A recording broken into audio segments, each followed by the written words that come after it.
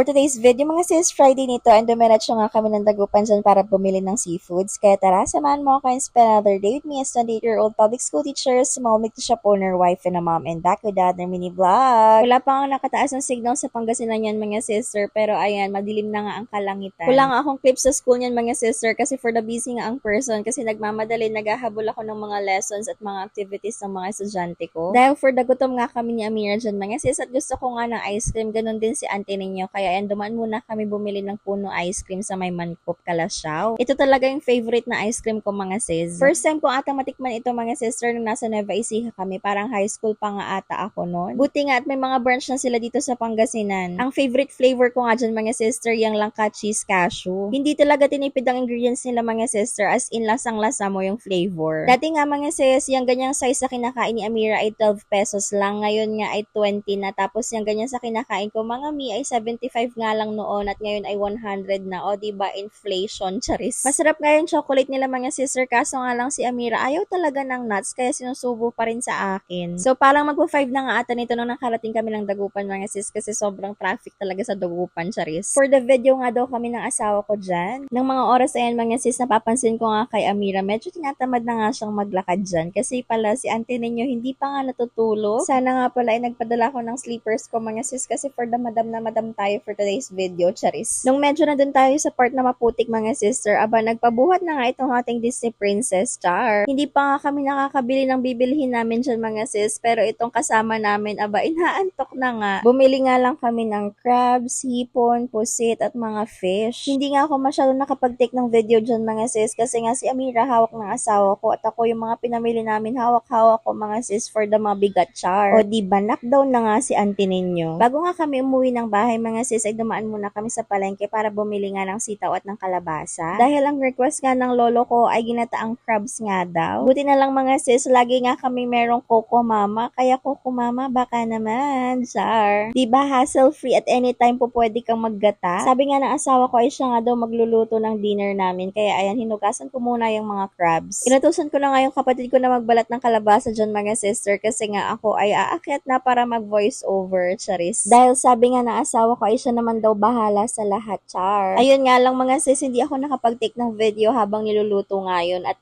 yung after yung naluto na, charis. Nung mga oras na yan mga sis, iniisip ko nga yung mga free sample na hindi ko pa nga natitake ng videos at kinakailangan na nga i-post sa Black App. Kaya kung ikaw nga ay hindi pa na-share ng blessings, ano pang hinihintay mo? Huwag mo nga kalimutan mag-like, mag-comment at i-share tong video namin at i-follow na rin ang Facebook namin. At malay mo sa susunod ikaw na ang top fan na maswerteng mapipili. So yan lang for today's video. Thank you for watching. Bye!